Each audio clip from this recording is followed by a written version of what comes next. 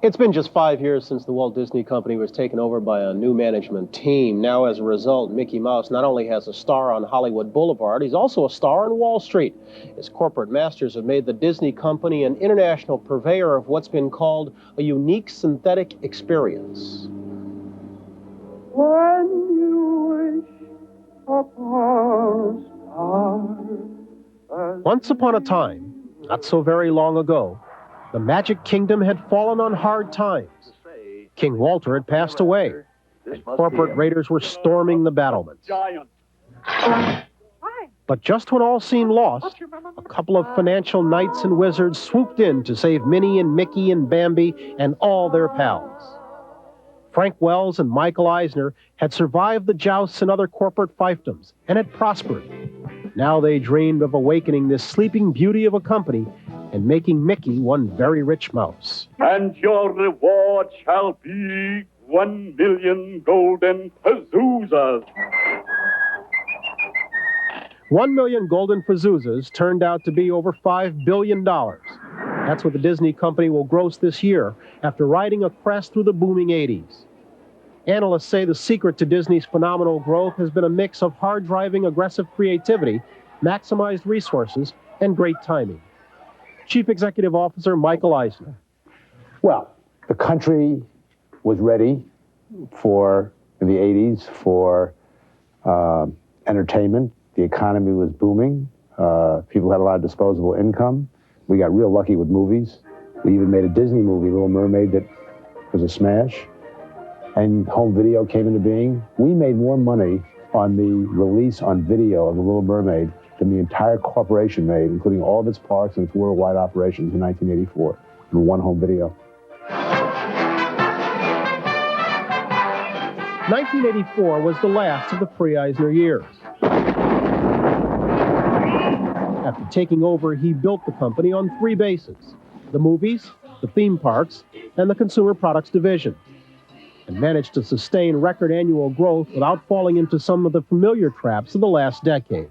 We did not screw up in the 80s. We did not have to go out and buy the CBS television network. We didn't have to go out and buy Viacom. We didn't have to go buy 20 television stations. We kind of tied ourselves to the mast like Odysseus and said, no, we're not going to go and be on the front page and be a buyer. So we didn't put on and pile on a lot of debt. We are very cash rich, as you would say. We're ready to take advantage of opportunities, and thank God we restrained ourselves.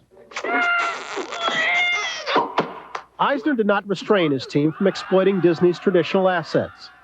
The movie division was a break-even operation in 1984. This year, so far, it's number 1 in box office totals.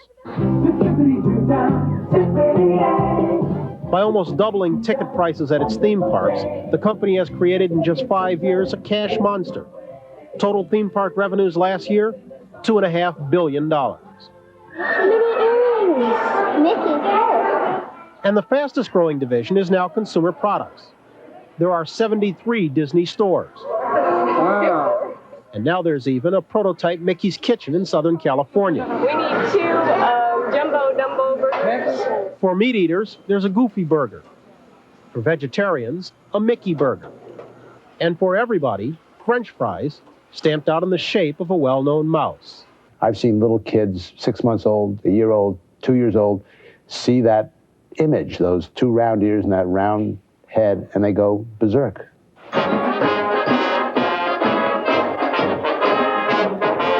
Recently, more than just kids are going berserk over Mickey. As Disney has grown, their theme park crowds have created serious problems for nearby communities, particularly in and around Orlando, Florida. That city is now the number 1 destination for foreign travelers, ahead of Los Angeles, ahead of New York. Residents love all the business, but hate all the congestion. One possible solution to Orlando's jammed traffic is a proposed high-tech train called Maglev. The original plans projected a 300-mile-an-hour dash from the airport to Disney's Epcot Center. But when other Orlando tourist businesses push for an intermediate stop, Disney's enthusiasm seemed to wane. Now the train's future is in doubt. Disney's hard-nosed attitude irritates people like Dick Batchelor, a business consultant and lobbyist. What I'm saying is that Disney needs to come to the table and be part of the solution. This is not Toontown, and you can't animate solutions to these very difficult problems. Ironically, if gas prices continue to ratchet up and the recession deepens, Orlando may be facing a very different problem, one of diminished crowds. Oh, I worry about that. I think the big problem is availability. If gas is available, either to airlines or to cars, even though it's more expensive, I think people will pay it to be entertained. If they have to wait in line, or they don't think they can get it, and they can get caught in, with no gas in Philadelphia or in Savannah or someplace on the way down the coast, I think then we'll get hurt. Even so, if that happens, all businesses will be hurting. And Disney, with little debt, a lot of cash, and a secure base, should be able to ride it out in the Magic Kingdom and live happily ever after. This is Today on NBC.